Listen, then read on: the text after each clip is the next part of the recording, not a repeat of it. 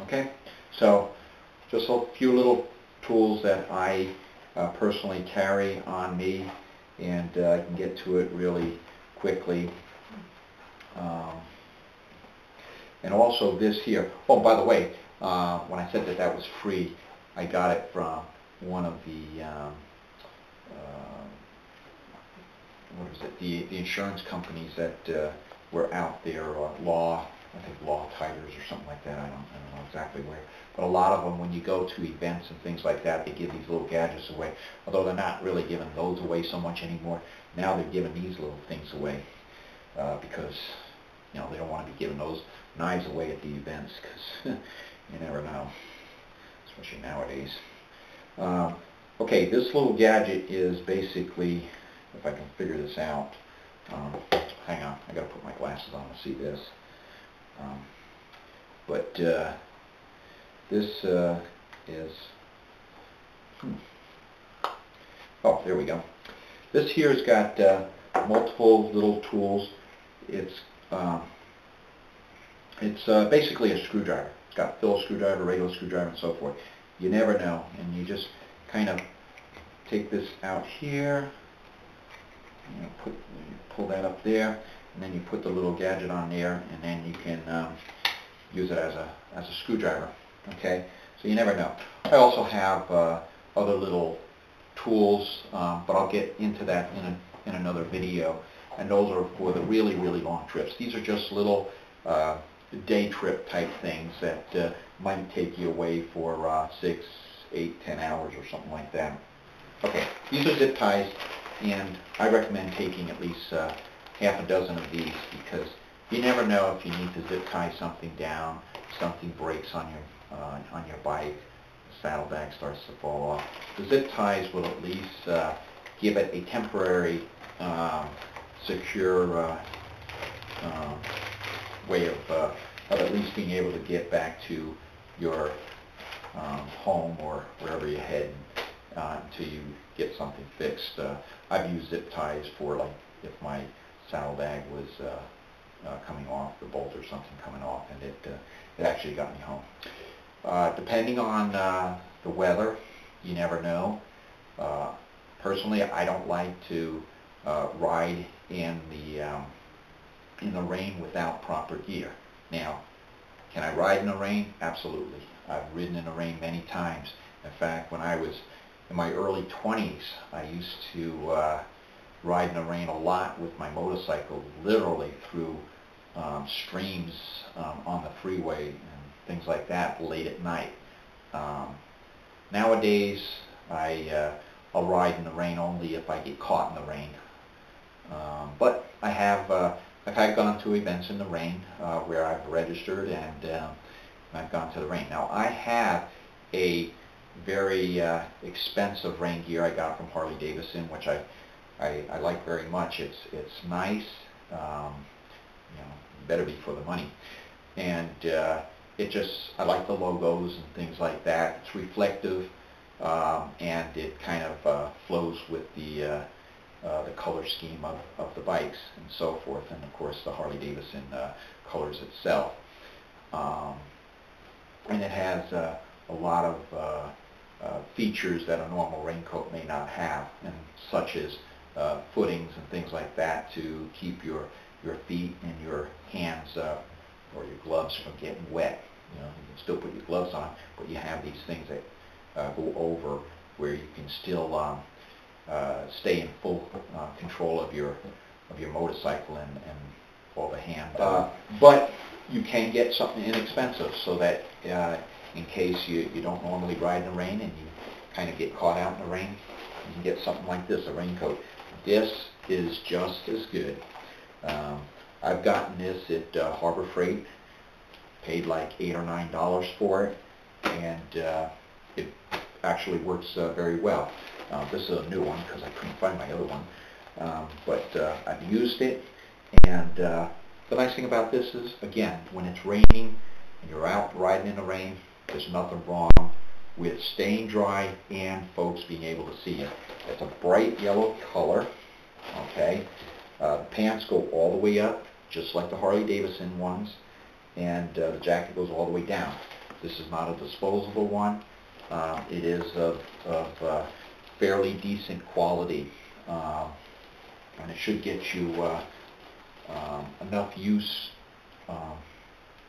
for it for as much as you probably would normally ride in the rain. Okay, so those are a few of the essential things. We talked about first aid kit. We talked about staying hydrated and taking water with you. We talked about little tool kits and things like that. We talked about zip ties and bungee cords and backpacks and things like that, so that you can take those things with you. I also recommend take a camera. That's the whole purpose of being out there. So if you don't have a smartphone, it's really good to take a camera with you. There's just lots and lots of pictures that you can take with a simple camera, and then get back and reflect back on your trip, your adventure that you have taken, so that you have something to show family and friends, and be able to just kind of keep record of all the trips you've taken.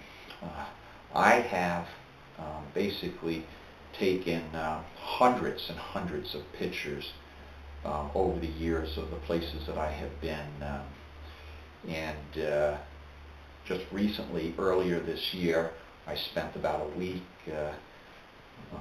over the course of several days just getting it all digitally scanned into my computer, so that this way I can again pass on to family all the places that I've been.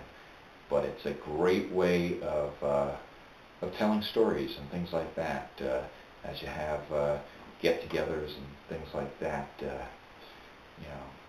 It's just a lot of fun, and that's what the whole purpose of going on these adventures for, is to capture the moment.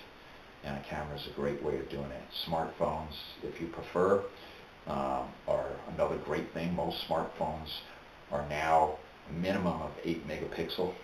They take video and so forth. The only downside with a smartphone is that you want to make sure you have a means of charging your smartphone so that you keep a good charge on it. Now, if you're going to take a lot of pictures, you're going to take videos on your smartphone, obviously you're going to use up battery life, and in an emergency and you need that phone, it may not have enough life in it to be able to make that phone call. So just be aware of that. I personally take my camera. I will snap some pictures here and there on my smartphone to load up onto Facebook, just to let the folks, family and friends, know that I'm out and about someplace on my trip, and then I'll come back and I'll offload my camera. But a couple of good tools to have with you.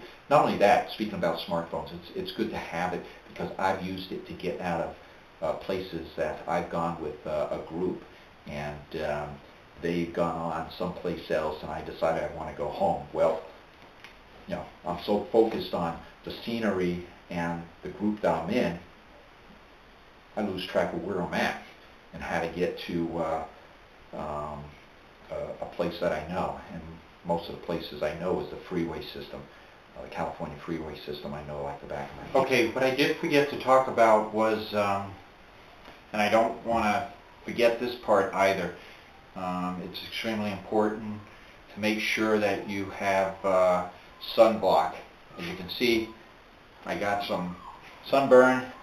I left my sunblock in my other saddlebags. So you want to always make sure that you have sunblock, especially when you're out in the climate that I'm in. And it basically really doesn't matter because what type of climate that is, because it's just something that you should have with you, because you want to make sure that you don't burn, especially on your face, and especially if you have a half helmet. Also, you want to always make sure, especially when you're riding in very warm climate that you have chapstick. So sunblock, I usually use 50 on the sunblock, and but you can go 30 as well, and that'll still give you adequate protection. As far as the chapstick, again, make sure that you have chapstick, because you'll dry out pretty quick, and you certainly don't want to have chapstick. It takes, or chap lips, because it'll take an enormous amount of time to heal, several days at least, I've always found. So, you know, chapstick prevents it. The other thing is that when you're riding in warm weather, and let's say you do ride without any leather on or something like that, and if I'm riding on the freeway, I'll ride with leather just because of the protection, because leather is probably the best protection. In fact, I believe it is the best protection you can have if you should go down, because you'll burn, and your skin, that is, right through pretty much anything else. Leather will give you that added protection. But if you're just going on small little trips and things like that, and you don't want to wear the leather, I always recommend carrying them at least. Have a long sleeve shirt, loose. It's just good to keep the bugs off you, and at the same time you want to make sure that you have that protection as far as your skin goes. Again, you can put sunblock on, but you'll dehydrate much quicker if you have short sleeves on versus long sleeve. It just keeps you cooler, believe it or not, and you know, it works out pretty well. So I didn't want to get that, so I'm going to incorporate this into the video before I upload it. And what I'm going to do is create another video later on for long trips. I'll be taking another short little trip. Well, actually it's about a 6-hour trip. I'll be heading out to Laughlin at some point in the near future. But anyway, just make sure that you're adequately prepared for whatever trip. Long trip, you want to prepare much more thoroughly. Short trips, obviously, you know, you'll take less. And if you're just running around town, obviously you really don't need a whole lot, just, you know, because you can always stop any place. But always be prepared, and for whatever trip you're going to take, and know your route, and let folks know. And that will hopefully keep you safe and keep the trip enjoyable. Thanks.